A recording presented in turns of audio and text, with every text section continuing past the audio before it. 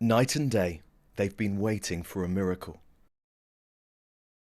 But there's no sign of one. Their relatives lived in the most expensive part of this city. That meant nothing, as their apartment block turned to dust. Emre, whose 5 loved ones are missing, says so many people are to blame. They have the blood of the people who died here on their hands. It's not right to scapegoat the contractor. The ones who approved this building are responsible together with the government and the state. The next morning, we come back to try to find out why these 4 blocks collapsed, while all around, others stood firm. First, we go to the petrol station next door.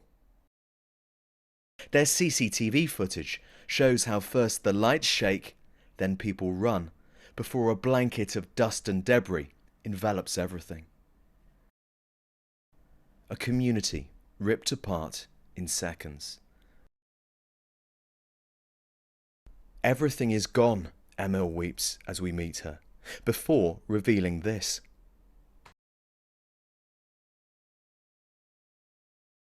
It was an accident waiting to happen. 6 months ago, the head of the Residents' Association told us about the problems of the building. She said our buildings might collapse at the smallest earthquake. Let's strengthen the pillars, she said, but nothing happened. Other people we meet here tell us we should try to track down a former security guard called Bahatin. Here's why. He took this video in the minutes after the collapse. "Can anyone hear me?" he shouts. In all, he rescues 7 people. It turns out he too was worried about this building.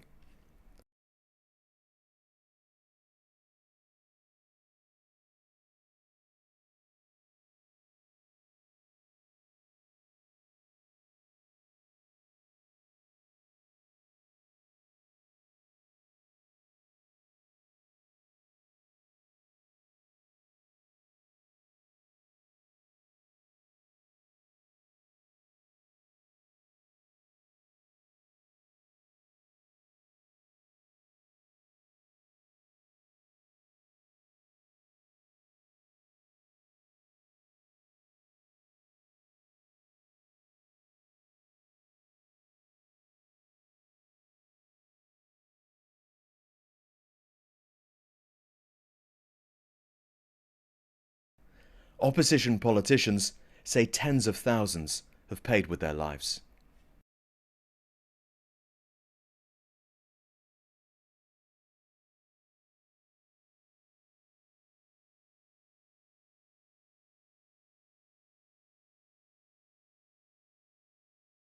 A man connected to our complex has been arrested.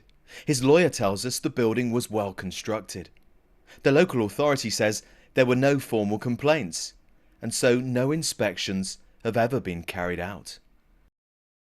President Erdogan argues it was not possible to prepare for such a big disaster, and that his opponents are telling lies.